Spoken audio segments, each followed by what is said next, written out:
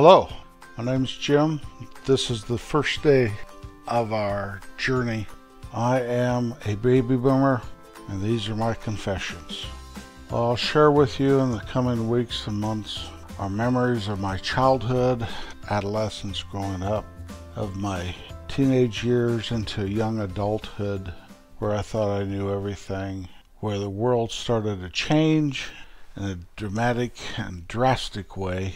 And now all of us baby boomers got sucked into it, one way or the other, through the Vietnam War to Woodstock, from the first man on the moon to the U.S.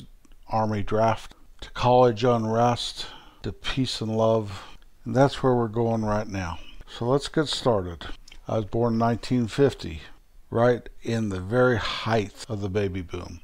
Some of you may have been born right after the World War II ended, but you're a baby boomer. Some of you are born years later and still in that baby boom generation. They say we have some of the largest buying power the earth has ever known.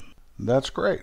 I think that's just wonderful. But I think this generation set the tone for where we are today in society. If that's good or that's bad, I'm not sure. This podcast is not going to be about politics in any shape or form. So I'll try to catch myself if I wander there, because nobody cares. Everybody has an attitude and an opinion and prejudice against another's political beliefs. Either you're for me or you're against me, and that is baloney. We're Americans, so I'm staying away from it. I am staying away from it. I don't like politics, but I believe in the power of your vote. I think that is our right as citizens of this great country. So enough about that. I was born in a small town in the middle of the Rocky Mountains in Colorado. By the time I got to be 5 years old, my mom pushed me out the door, pointed down the hill and said, "There's school. Go to school now, right now. I'll be watching." And she stood at the hill and watched me walk to school by myself. First day of school. So I made it, and I remember one kid, Larry, his mom brought him, and he cried and threw a fit. I can still remember this. I'm 68 years old today, and I remember Larry crying and begging his mom not to leave him. Dang, my mom just threw me out of the house to go to school, as most of us were. Well, I can't remember if Larry's mom stayed that first day or whatever, but I do remember when school was over, and I had to walk back home up the hill. And I was just kind of kicking rocks, and because streets weren't paved, it was gravel roads. And I looked up, and right in front of me, in the middle of the road, with no houses around, it was a very small town back then, there was a porcupine. I looked at him, and he looked at me. I had no idea how to get around that porcupine. So I ran back to school. And there's some kids at the playground still there after school. So I started telling my story about walking home and running into the porcupine. And this kid named Wayne, that I had met that day probably, but he said, "Well, I've got this sword." There's a plastic sword, and a shield, a plastic shield. "We'll get you home." So Wayne and I started back up the hill.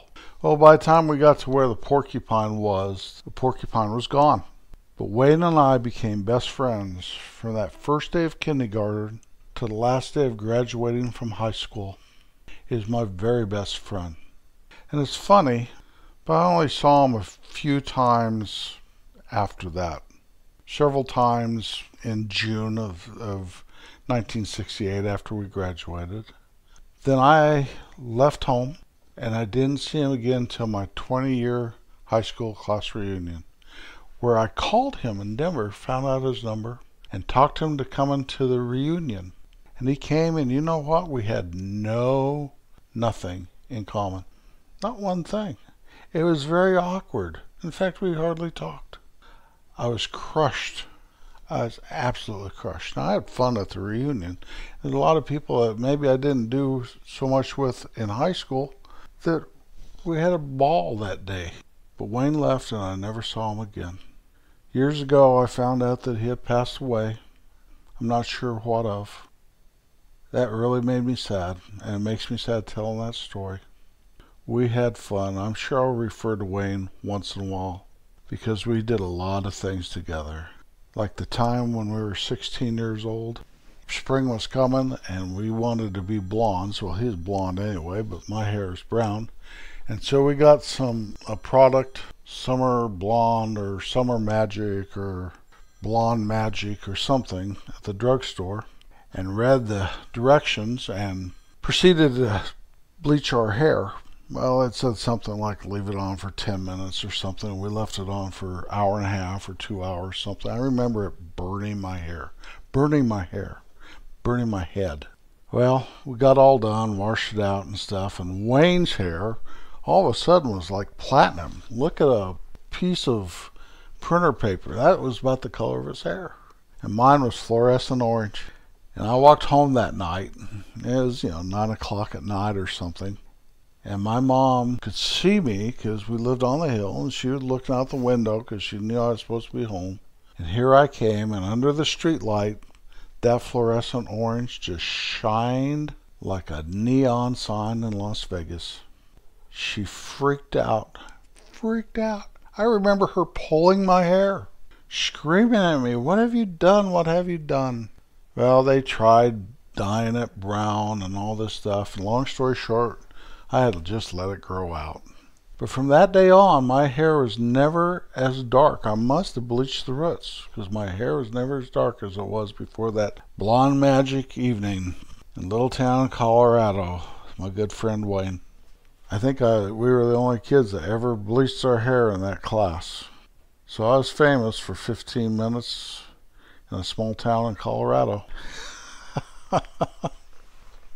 It was a great place to grow up. You just walked around or rode your bike, and since the roads were gravel, the only place that was really fun to ride your bike was on Main Street that was paved, and cars would clip through town about 40, 50 miles an hour, and I was forbidden to ride my bike on Main Street, but once in a while I did, just to get the thrill of just riding, like with no hands on the handlebars, going as fast as I could, just showing off and feeling free, and knowing I was going to get caught and not even caring. Today, when I go back there to visit, all the roads are paved, and there's sidewalks here and there, and the kids will never know the challenge it was to ride your bikes on those gravel roads. Try to ride up the hill on your bike on that gravel road. It's practically impossible, especially before the days of derailers on bikes, and you only had one speed, and that was hard to push.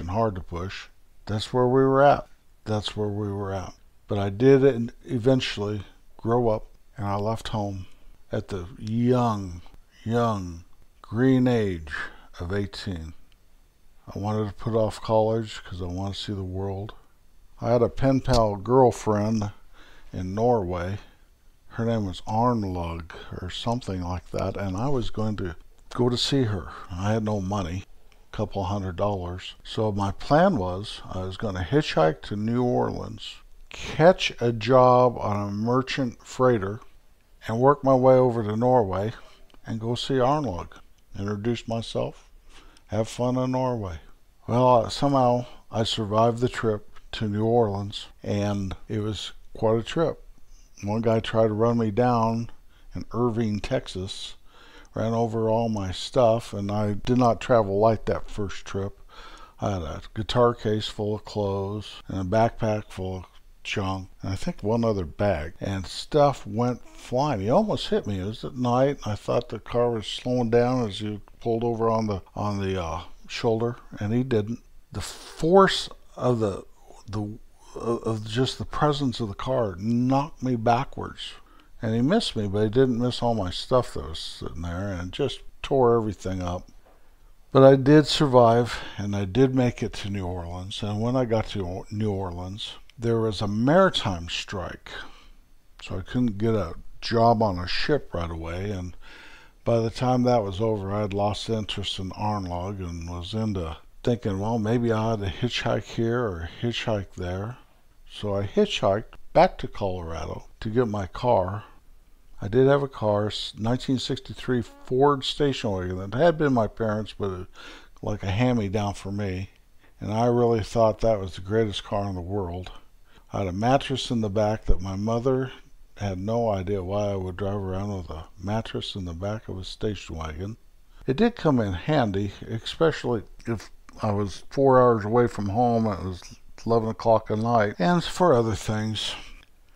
Well, when I got home and I announced my plans to take my station wagon and maybe drive around the country and check it out, my dad held his ground and said, "No way, son. You are not taking your car.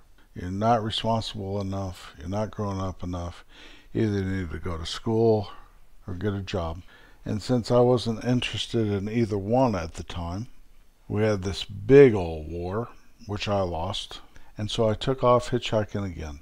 And I did end up hitchhiking over a good part of the United States next several years. Not constantly, but I would land in some place and stay for a while.